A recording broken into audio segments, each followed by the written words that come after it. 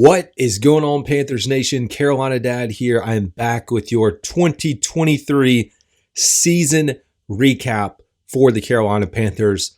Coming into this, as I was planning out this episode, I was like, do I want to do a 5-minute episode?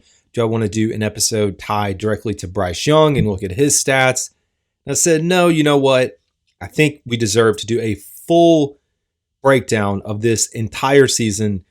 Take a look at where things went wrong, where things we thought were going to go well did not. And let's talk about it. Let's put it behind us and get ready for the offseason as we look to hire a new coach and a new GM for the Carolina Panthers. Let's jump right in, folks. Almost a year ago to the date was the date that we announced that Frank Reich was the new head coach of the Carolina Panthers. And to put it in perspective, I believe the date was January 26th. If I remember going back and looking at some of my notes, I think I started this podcast mid to late February. So he had already been hired. I started to talk about it. So to be honest, like going through the interview cycle last year, I was not really in tune with who we were talking to. But I see Frank's name pop up and I'm like, oh, okay. Yeah, maybe this will work out. Maybe we found a coach, even though he ran away in Indianapolis and things didn't work out well. I wanted to give him the benefit of the doubt. And that's exactly what I did. And I think that's what a lot of fans did. And talks started to heat up. So we go through who's the quarterback we're going to take. And this is when we had the 9th pick. Who's our guy? Are we even going to have a quarterback around? Are we going to be stuck with a Will Levis, with an Anthony Richardson?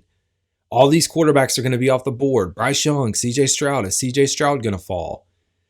Panthers, pull a move, man. Do something that shocks the entire world. I remember making like my first little short video about this when the Panthers traded up for the number 1 overall pick. And they sent a haul to the Chicago Bears.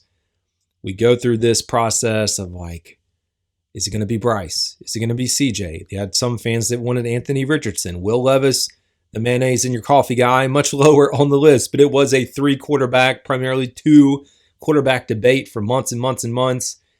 And I know fans in the CJ camp are probably cheering. Well, maybe you're not cheering because you're just so mad that we didn't get him and you look at the success that he had. But I think, as I've said on multiple occasions, we've got to give Bryce at least another year, maybe even 2 years to truly see what he's going to be and who he can become with a competent offensive line and receiving core and coaching staff around him. That's a lot of turmoil to go through. Talk about coaching in a second, but we've got the trade up, sets the tone. We are all in, pushing our chips all in. We get into free agency, start to have a few pretty big acquisitions. DJ Chark, think's going to be pretty good for us.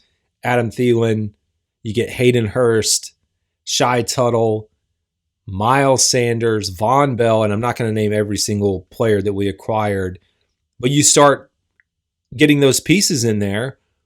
Then we get into the draft. We draft Bryce Young, number 1 overall. Number 1, he's our guy. What are you going to do to build around him? Well, we're going to go out and we're going to get Jonathan Mingo in the 2nd round, get some protection on the offensive line with Chandler Zavala. Then we're going to trade up way too early for DJ Johnson. And I think that's part of the demise of Scott Fitter and why he's not here. Very questionable moves. But all through OTAs and minicamp and training camp, we hear clips and articles of Bryce Young's a point guard. You just need to drop in a quarterback to this roster. We got better in every aspect of this team, like across the board. This is coming from Scott Fitter's mouth, bits and pieces from Tepper. And oh my, how did that eat us up? How did it eat us up? And I can't really talk about the trade to the Bears without mentioning that you bring in your rookie quarterback and you get rid of DJ Moore, who had one of the best years yet for the Chicago Bears. We really didn't miss a lot when you talk about folks that left the team. Sam Darnold, Deontay Foreman, probably the biggest one. But a lot of the guys that were gone, Matt Ioannidis, Corey Littleton, didn't really see a lot out of them this year when you looked at the free agents that left the team or that we did not re-sign. We go through training camp. I go to training camp, spend, I don't know, go to 3 or 4 practices, back together, fan fest, all those things. And I feel very good coming into this. I will say I was worried about the size of Bryce Young from the day that I saw him when he walked out onto the field. And I saw this small little quarterback, and I'm like, holy crap. When you see him compared to the other guys on the roster, you're like, whoa, he is small.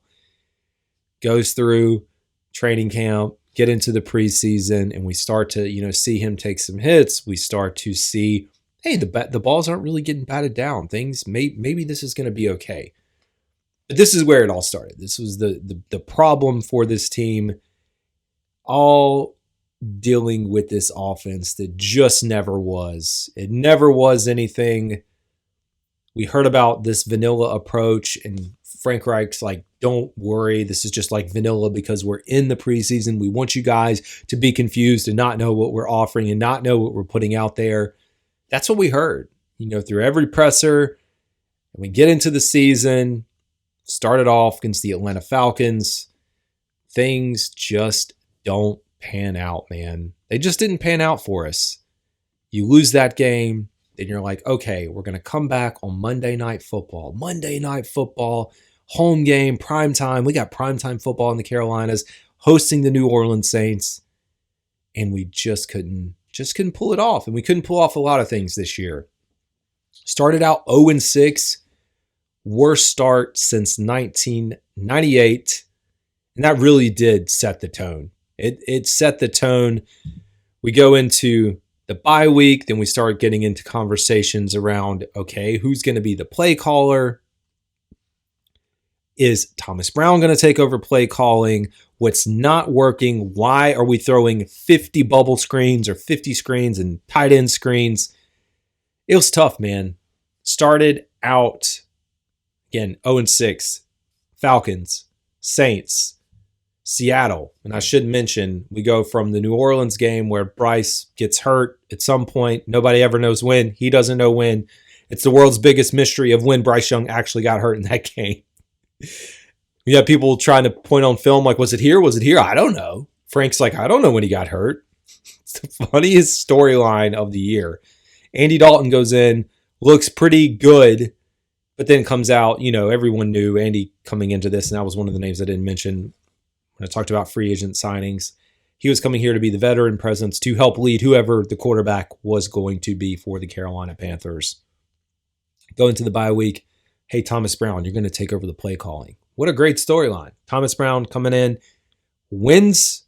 We beat the Houston Texans, the Bryce Young, CJ Stroud game, the game that everyone had circled on their calendar. Yeah, we're a terrible team, but we beat a team that's now in the playoffs going into the divisional round, getting out of wild card weekend, and we beat CJ Stroud head-to-head. Game-winning drive by Bryce Young. At this point, and I should have said at the beginning, like, I predicted 10-7. We were 0-6. Now you're 1-6. I didn't think we were making a run, but you did want to see some form of progress happening. You have all these games circled. Go out to Indianapolis, not out to, but Indy comes into town. That's the Frank Reich revenge game. Couldn't pull it off. Pick six, Bryce Young, terrible day. Then we're kind of getting these like, oh, is Frank Reich going to take over the play calling again? It's just kind of back and forth. We go to Chicago. We lose 16-13 to a backup quarterback. Another game you had circled on your calendar because of the trade up, and we lose, falling to 1-8. And then it's like, okay, well, you know what? Actually, after further conversation, Frank's like, I am going to take over the play calling again. Oof. And that was it, folks. I said all along, and I don't know if this is true, but I felt like if he had just let it ride, said, here you go, Thomas Brown, you are the play caller. You're going to take over, and you're going to take this and run with it. I think there would have been a little more patience, although it's hard to use the word patience when talking about Tepper and who he is and what how he runs the show. We follow that up with a loss to the Cowboys. And then it was Frank Reich's last game coaching the Tennessee Titans, a game where we should have won. We should have won. A lot of these were close games. I'm going to talk a little bit about that in a second with the scoring. But it was a closer game. Bryce Young checks into the screen at the end of the game, and that's all she wrote, folks. That is all she wrote. It was the F word heard around the world when Tepper storms out of the locker room. Really ticked off, and we're like, oh, something's going down. Something's going down. Sure enough, Frank gets relieved of his duties. First time in back-to-back season, a coach has been fired. First time a coach has been fired mid-season in back-to-back seasons. Just terrible all the way around. Frank's happily living in retirement with his $60 million, whatever he got out of this contract, and I'm sure he's doing fine. We go out to Tampa Bay, tough conditions, battle, lose again. Face New Orleans, at New Orleans, didn't really look like a football team, loss. Come back to the Atlanta Falcons game where it's cold, rainy. I think we had 10,000 people there if we're being honest. Win 9-7, knocked the Falcons almost out of the playoffs at that point. With, there's 3 games to go, but it felt like, oh yeah, we're really pushing them to the edge of not being able to make the playoffs. Good old Green Bay, Christmas Eve game. Bryce Young comes out, has his best game yet, hits 300 yards, best passer rating, best QBR, most passing yards in a game. DJ Chark comes alive. We're like, oh, this team's going to be something. They lose right at the end, and you're thinking, okay, we lost, but there's a lot of positive momentum that is coming out of this situation, and we're starting to see an offense that's pretty dang good. Can we carry that over into another week? And sure as crap, we can't. Get shut out for the first time since 2002. Losing to Jacksonville 26-0. Tampa Bay closing out the season. Not a playoff game for us, but a playoff game for Tampa to play into to win the division. If we knock them off, hey, that's something to hold your hat on going into the offseason. I know it's only 2 wins, could be 3. But you take that. You take that and you build off of it. And sure as crap, that didn't happen. Panthers lay another goose egg. Another goose egg. Second one of the season, folks. Back-to-back weeks. And then the days lingered and Scott Fitter was fired. That was your season in a nutshell. You didn't miss much if you didn't tune in. I told folks if you wanted to check out early, go spend time with your family, friends, all that. Watch some other football teams that are more competitive than who and what we are. That's where this team landed. It wasn't great.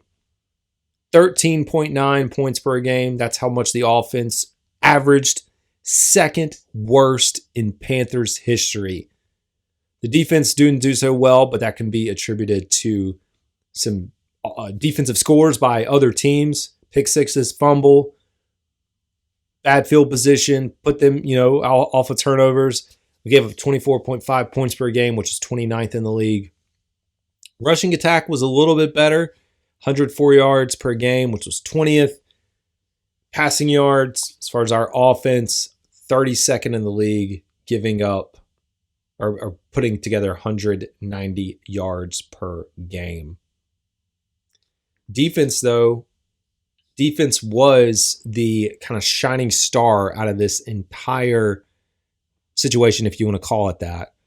I think we ended, and I just had it pulled up, and then I pulled it back, ended around 4th in the league in total yards given up on the defensive side of the ball.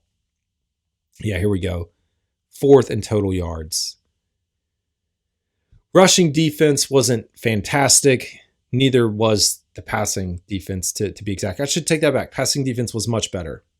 Much, much better than the offensive side of the ball. Passing defense was number 1 in the league, giving up 3,100 passing yards, which is even less than what Bryce was throwing for. I think I did the math and it was like 180 yards per game. So if you can build off of that, that's like I'm trying to find things to build off of. It's like just small tidbits, and that's something right there. You have the number 1 passing defense, number 4 in total yards. Can we fix something on the offensive side of the ball? Just give us a few more points. I'm going to talk about how close some of these games were. Panthers were in 12 out of 17 games. So people think, oh, you have worst record in the league. You win 2 games. You're not in any of the games. It's not competitive. They were tied or down by 1 score going into the fourth quarter in 12 out of 17 games. So it's like it was there. the team just couldn't close it out. They couldn't close out a lot of things because they were also one of the first teams, I think the first team to never hold a lead in the fourth quarter. They never held a lead because both of their kicks occurred as time expired. 2 game-winning drives by Bryce Young. 2 game-winning drives, walk-off field goals, and we never lead in the fourth quarter. Such a weird season. Such a weird season. Let's talk about the stat line. I expected more from Bryce, but once we got into the season, it's like, okay, this is not gonna shape up well for him. And it's not on him primarily. There's some things he needs to work on, footwork, but I think we just got to build around him. Give him an opportunity. 2,877 passing yards, 5.5 yards per pass, average 179 yards per game, 11 touchdowns to 10 interceptions. Oh yeah, tied the Panthers record for most time sacked in a season at 62, and I believe he was like the second or third rookie all time as far as sacks in a season. 73.7 passer rating. Chuba Hubbard was your leading rusher, 902 yards, so 98 short of 1,000. I think if he had been involved earlier in the season, a little bit more, he would have eclipsed that, but he didn't. 902 yards, 3.8 per carry, about 53 yards per game. Again, he wasn't involved as much earlier in the season, and 5 touchdowns. Miles Sanders, disappointing year, 432 yards rushing, 3.3 yards per carry, and 1 touchdown. Bryce was your third leading rusher, 253 yards. He did lead all rookie quarterbacks with 253 yards. I mean, there weren't that many, but there were, comparing him and CJ Stroud at least. So he did lead in that category. Not many other rushing stats to talk through. Adam Thielen, what a year for Adam, man. Hats off to Adam Thielen. 103 receptions, 1,014 yards, 4 touchdowns. Would have liked to have more, but he was Mr. Reliable, and he was the safety net, safety blanket that Bryce Young needed. A lot of frustration boiling over for him, but I do hope to have him back next year. I think he's a good asset to pair along. He's a slot receiver, but if you pair him with the Z and or the X, I think there is an opportunity for that. Jonathan Mingo, again, season ended early, played 15 games, 418 yards, which is about 13th as far as rookie receivers.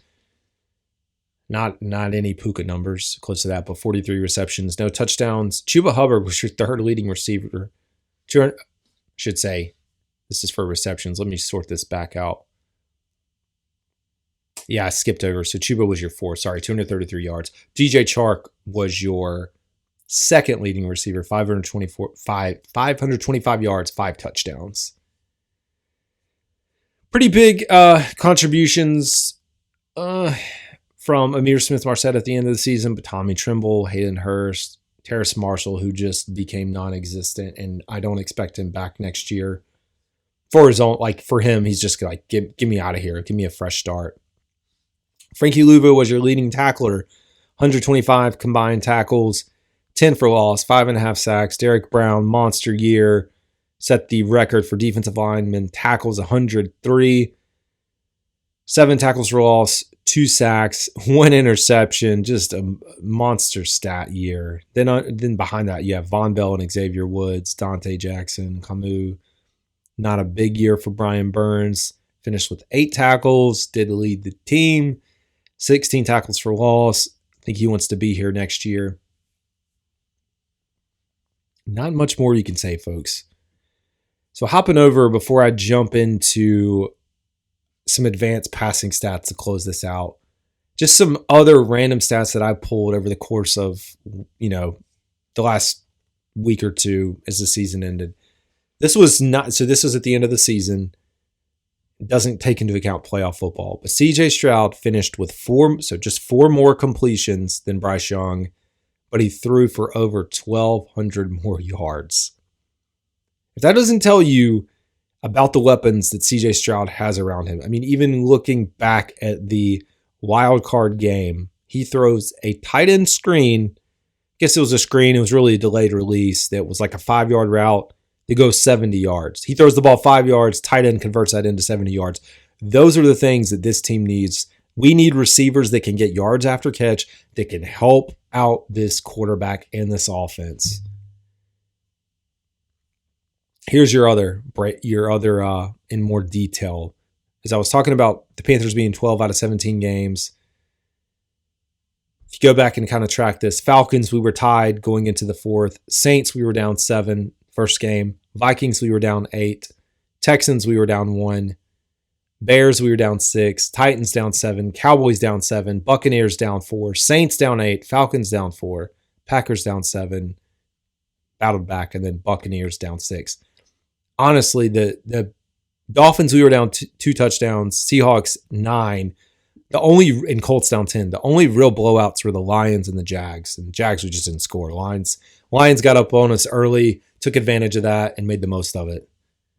I talked about Derrick Brown's monster year, 103 tackles, 54th in the entire league. The next closest defensive lineman was Harrison Phillips and Max Crosby. They had 92 and 90 tackles respectively, ranked 75th and 76th in the league. More fun stats. Hey, Panthers scored 2 offensive touchdowns over 19 yards this entire season. So I can't. On the flip side, opponents scored 8. And if you want to look at the full breakdown of scoring this year, Panthers scored 23 total touchdowns entire year. 2 of those were pick sixes. One of them was a punt return. 7 rushing touchdowns, 13 passing.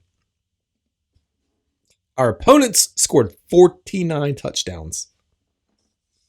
Double plus 3.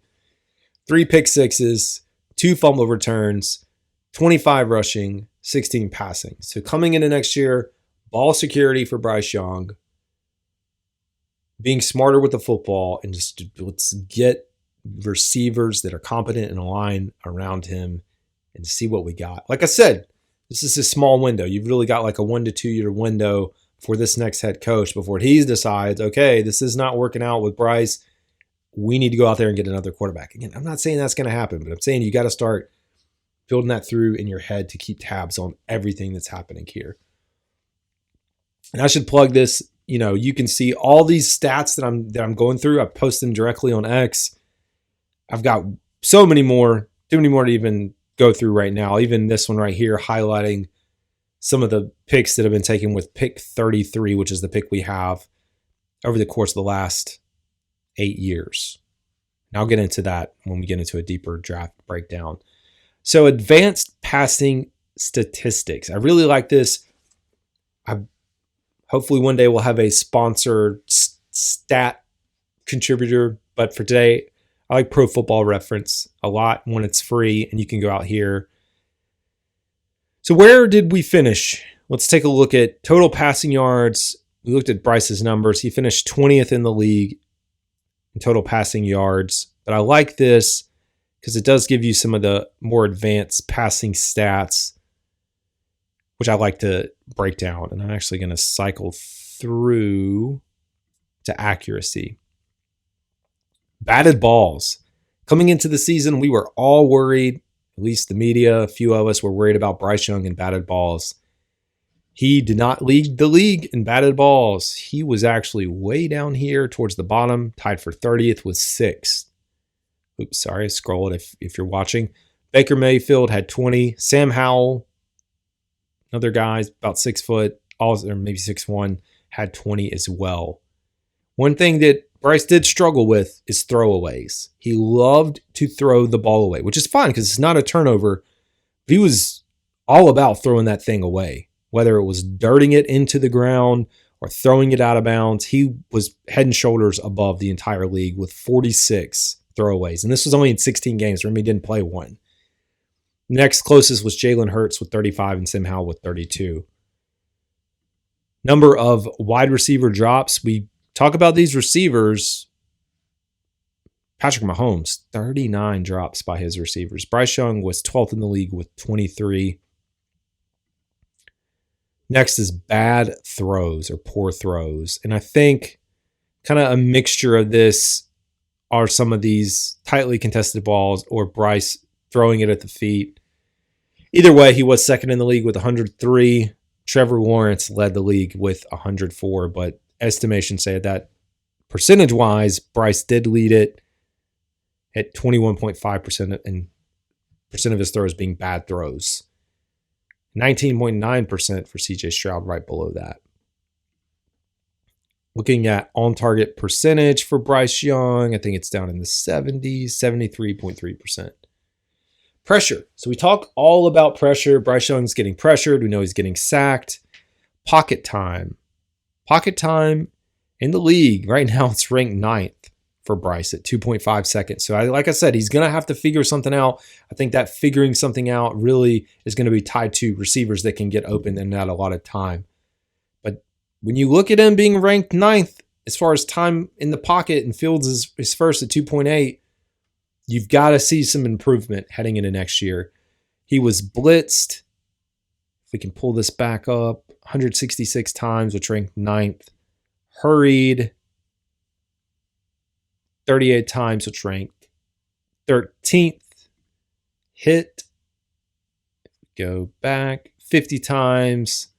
So you combine all that together and he ranked 3rd in the league with just total pressure, which is about 24.2%.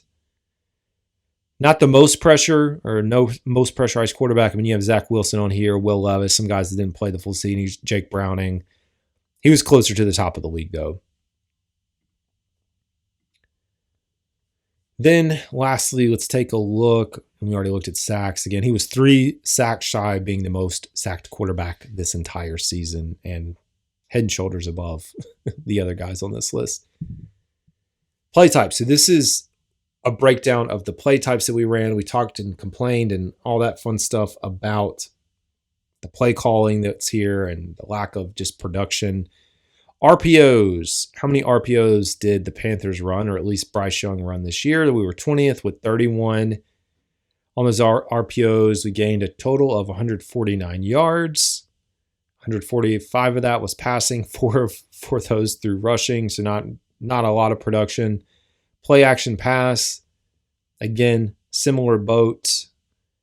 Ran 81 play action passes this year, 589 yards off of that. Comparing that to Jared Goff, the Ben Johnson offense, 151 attempts, 1,400 passing yards.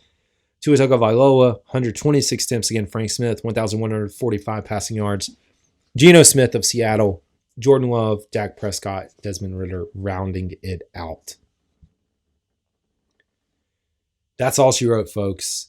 That is all she wrote. And I'm glad to close the book. And I guess before I close the book, let me go back one quick second here. See if I can pull this up. Yeah. Closing this out, before I truly close it out, I'm going to give out awards. I'm not going to do the fun music and all the stuff that comes with that. But I am giving out 2 growls, 1 roar for the entire season. And for those who are brand new to the show, I do this during the season after every game, usually going to players. One thing that I skipped over talking about Jacksonville was the water throwing of Tepper. Oh, my goodness. Anyways, that game, we gave it to the fans, and it was just a fun, and the guy that recorded that. So anyways, this season, I should say, I'm going to give out the first roar to Frankie Louvu. Hats off to Frankie Louvu. I hope we get him back in the Carolinas. He had a monster season, continues to outperform his contract, and I hope we can lock him up for another 2 or 3 years because he is just an impact player. And if we can get some other good linebackers around him, or at least 1 or 2 around him, I think he'll shine even more. My second roar is going to go to Adam Thielen. I thought about Chuba, thought about Bryce. I don't think Bryce did enough, although, I'd say Bryce would be an honorable mention, just going through everything that he had to go through, losing your coach, changing between play callers, having all the voices in your head, as they like to say, because there were voices all in his head all season. And so that leaves the roar, which is going to Derek Brown. Hats off to Derek Brown. Monster season. We talk about locking people up. We did get his 5th-year option picked up. But at the same time, we need him here long-term. So hopefully we'll get something worked out with him. The GM has a lot of work ahead of him. But truly, closing this out, it was quite a disappointing year. And I think it had a lot to do with just very high expectations, thinking that we were going to turn this around in a weak division.